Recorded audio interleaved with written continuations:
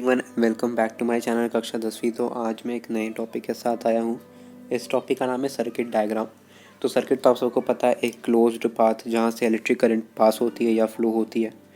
तो इस लेक्चर में मैं सर्किट डायग्राम और ओम्स लॉ को एक्सप्लेन करने वाला हूँ, तो ध्यान से सुनिएगा। तो स्टार्ट करते हैं। सर्किट डायग्राम तो पता है कि किसी क्लोज पाथ जहाँ से करंट फ्लो होती है उसको सर्किट कहते हैं, और उसका रिप्रेजेंटेशन को हम लोग डायग्राम कहते हैं।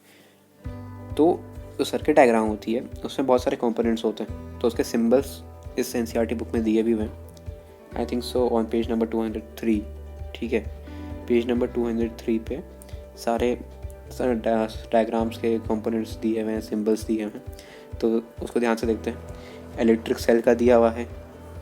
तो इलेक्ट्रिक सेल में गौर करने वाली बात ये ऐसे बहुत ही बेसिक चीज़ें देखकर मैं बता देता हूँ कि जो पॉजिटिव साइन होता है उसमें लंबी डंडी होती है, नेगेटिव साइन में छोटी डंडी होती है। और अगर कॉम्बिनेशन बनाना हो तो हम हमेशा पॉजिटिव नेगेटिव नेगेटिव या नेगेटिव पॉजिटिव बनाते हैं। हमेशा अनलाइक चार्जेस को एक साथ रखते हैं। तो यहाँ पे देखो, एक बड़ी डंडी, छोटी डंडी, बड़ी डंडी, फिर छोटी डंडी, ऐसे बना हुआ है। प्लग की, स्विच ओपन, क्लोज्ड, ये सब तो आप समझ ही गए हो। Wire joint, wire crossing without joining, electric bulb का सिंबल, रेजिस्टर। ठीक है, एक वेरिएबल रेजिस्टेंस होता है किसी किसी चीज़ का जिसका रेजिस्टेंस फिक्स नहीं हो, उसको हम रियोस्टैट भी कहते हैं, तो उसका भी सिंबल यहाँ दिया हुआ है। एमीटर, वोल्ट मीटर, तो ये दोनों मैं बाद में बताऊंगा, बस आप इसके सिंबल्स को ध्यान में रखना, ईजी रहेगा समझने में। तो एक टिपिकल अगर मैं बताऊं सर्किट डायग्राम जो हम लोग नॉर्मली बनाते हैं तो वो कुछ इस प्रकार होता है। ठीक,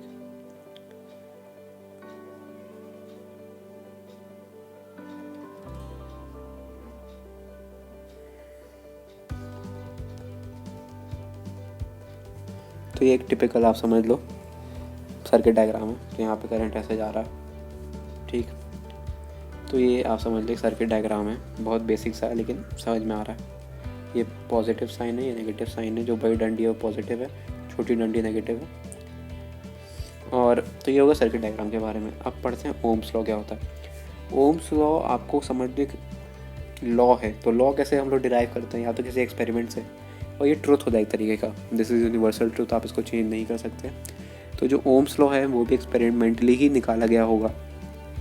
और ये लॉ हमें वोल्टेज, ठीक है, वोल्टेज, करंट और रेजिस्टेंस जो यहाँ पे कांस्टेंट है उन सभी के बीच का एक रिलेशन बताता है। मेनली ये वोल्टेज और करंट का ही रिलेशन बताता है। तो अगर आप बुक में देखो जो ब्लू कलर से लिखा हुआ है, तो यहाँ पे लिखा है V is directly proportional to I।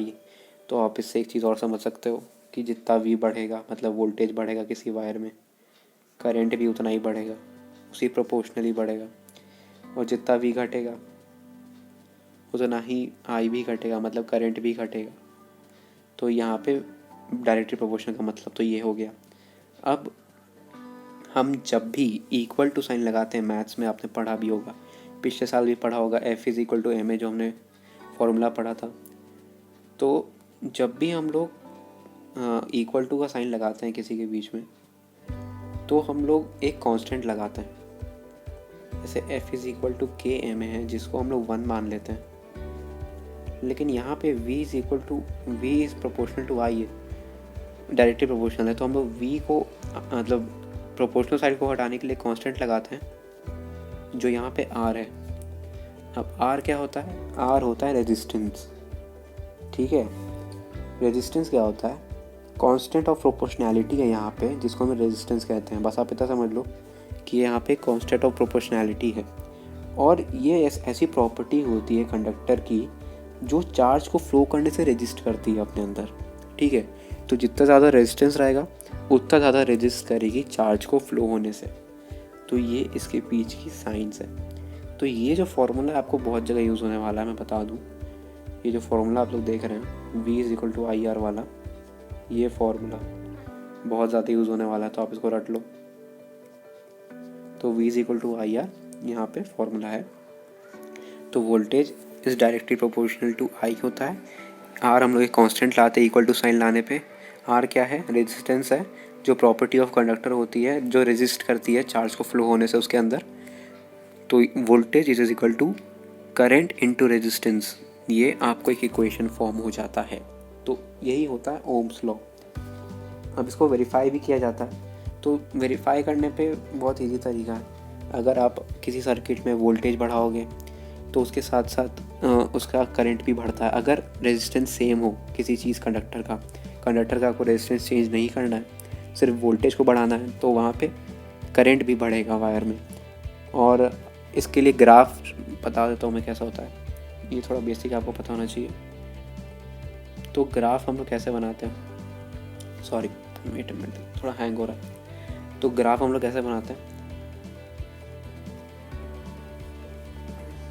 ये वाई एक्सिस होता है, ये एक्स एक्सिस होता है, ठीक है। तो यहाँ पे वाई एक्सिस आप मान लो वी है, ठीक है। तो ये वी हो गया, ये आई हो गया। तो आप सोचोगे ग्राफ कैसा बनेगा, ठीक है। तो ग्राफ बिल्कुल स्ट्रेट लाइन ग्राफ बनता है जो ओरिजिन से पास होता है। तो यही स्ट्रेट लाइन ग्राफ यहाँ पे रेजिस्टेंस को दर्शाता है। तो ये इसका ग्राफ हो गया। अब अगले जो टॉपिक्स हैं वो मैं आपको बाद में पढ़ाता हूँ। वो रेजिस्टिविटी, अब अगले टॉपिक रेजिस्टिविटी हो गए, फिर हीटिंग इफेक्ट हो गया, कॉम्बिनेशन ऑफ रेजिस्टर्स हो गए, ये सब है। तो मैं नेक्स्ट वीडियो में कवर करूँगा। तब तक के लिए do like share and subscribe my video and thank you for watching it.